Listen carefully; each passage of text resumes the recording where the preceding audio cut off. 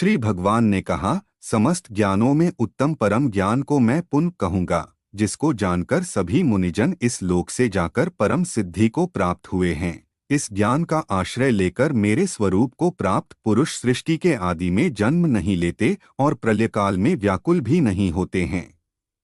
हे भारत, मेरी महद ब्रह्मरूप प्रकृति भूतों की योनि है, जिसमें मैं गर्भाधान करता हूँ। इससे समस्त भूतों की उत्पत्ति होती है। हे कौन्तेय, समस्त योनियों में जितनी मूर्तियां शरीर उत्पन्न होती हैं, उन सब की योनि अर्थात गर्भ है महद ब्रह्म, और मैं बीज की स्थापना करने वाला पिता हूँ।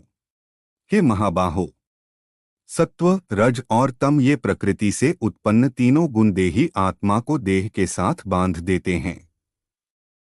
हे निष्पाप अर्जुन, इन तीनों में सत्वगुण निर्मल होने से प्रकाशक और अनामय, निरुपद्रव, निर्विकार या निरोग है। वह जीव को सुख की आसक्ति से और ज्ञान की आसक्ति से बांध देता है। हे कौन्तेय, रजोगुण को रागस्वरूप जानो, जिससे तृष्णा और आसक्ति उत्पन्न होती है। वह देही आत्मा को कर्मों की आसक्ति से बांधता है। और हे भारत, तमोगुण को अज्ञान से उत्पन्न जानो, जो समस्त देहधारियों को मोहित करने वाला है। वह प्रमाद, आलस्य और निद्रा के द्वारा जीव को बांधता है। हे भारत, सत्वगुण सुख में आसक्त कर देता है और रजोगुण कर्म में, किंतु तमोगुण ज्ञान को आवृत्त करके जीव को प्रमाद से युक्त कर देता है। हे भारत, कभी रज और तम को दबा करके सत्वगुण की वृद्धि होती है, कभी रज और सत्व को दबाकर तमोगुण की वृद्धि होती है, तो कभी तम और सत्व को अभिभूत कर रजोगुण की वृद्धि होती है। जब इस देह के द्वारों अर्थात समस्त इंद्रियों में ज्ञानरूप प्रकाश उत्पन्न होता है, तब सत्वगुण को प्रवृद्ध हुआ जानो। हे भरतश्रेष्ठ, रजोगुण के प्रवृद्ध होने पर लोभ, प्रवृत्ति, कर्मों का आरंभ, शम का अभाव तथा स्पृहा, ये सब उत्पन्न होते हैं। हे कुरुनंदन, तमोगुण के प्रवृद्ध होने पर अप्रकाश, अप्रवृत्ति, प्रमाद और मोह, ये सब उत्पन्न होते हैं। जब यह जीव सत्वगुण की प्रवृद्धि में मृत्यु को प्राप्त होता है, तब उत्तम कर्म करने वालों के निर्मल अर्थात स्वर्गादि लोकों को प्राप्त होता है। रजोगुण के प्रवृद्ध काल में मृत्यु को प्राप्त होकर कर्मासक्ति वाले मनुष्य लोक में वह जन्म लेता है, तथा तमोगुण के प्रवृद्ध काल में मरण होने पर मूढ़योनि में जन्म लेता है। शुभ कर्म का फल सात्विक और निर्मल कहा गया है। रजोगुण का फल दुख और तमोगुण का फल अज्ञान है। सत्वगुण से ज्ञान उत्पन्न होता है, रजोगुण से लोभ तथा तमोगुण से प्रमाद, मोह और अज्ञान उत्पन्न होता है। सत्वगुण में स्थित पुरुष उच्च लोकों को जाते हैं, राजस पुरुष मध्य मनुष्य लोक में रहते हैं, और तमोगुण की अत्यंत हीन प्रवृत्तियों में स्थित तामस लोग अधोगति को प्राप्त होते हैं।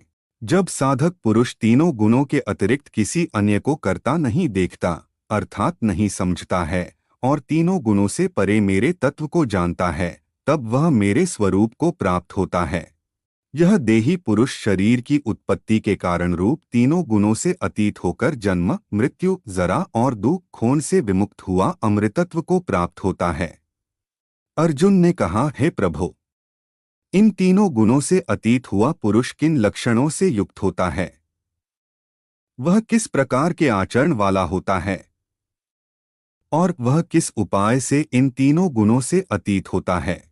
श्री भगवान ने कहा, हे पांडव, ज्ञानी पुरुष प्रकाश, प्रवृत्ति और मोह के प्रवृत्त होने पर भी उनका द्वेष नहीं करता तथा निवृत्त होने पर उनकी आकांक्षा नहीं करता है। जो उदासीन के समान आसीन होकर गुणों के द्वारा विचलित नहीं किया जा सकता और गुण ही व्यवहार करते हैं, ऐसा जानकर स्थित रहता है और उस स्थिति से विचलित नहीं होता। जो स्वस्थ स्वरूप में स्थित सुख दुख में समान रहता है तथा मिट्टी, पत्थर और स्वर्ण में समदृष्टि रखता है, ऐसा वीर पुरुष प्रिय और अप्रिय को तथा निंदा और आत्मस्तुति को तुल्य समझता है। जो मान और अपमान में सम है, शत्रु और मित्र के पक्ष में भी सम है, ऐसा सर्वारंभ परित्यागी पुरुष गुणातीत कहा जाता है। जो पुरुष अव्यभिचारी भक्ति योग के द्वारा मेरी सेवा अर्थात उपासना करता है, वह इन तीनों गुणों के अतीत होकर ब्रह्मा बनने के लिए योग्य हो जाता है, क्योंकि मैं अमृत, अव्यय, ब्रह्मा, शाश्वत धर्म और एकांतिक अर्थात पारमार्थिक सुख की प्रतिष्ठा हूँ।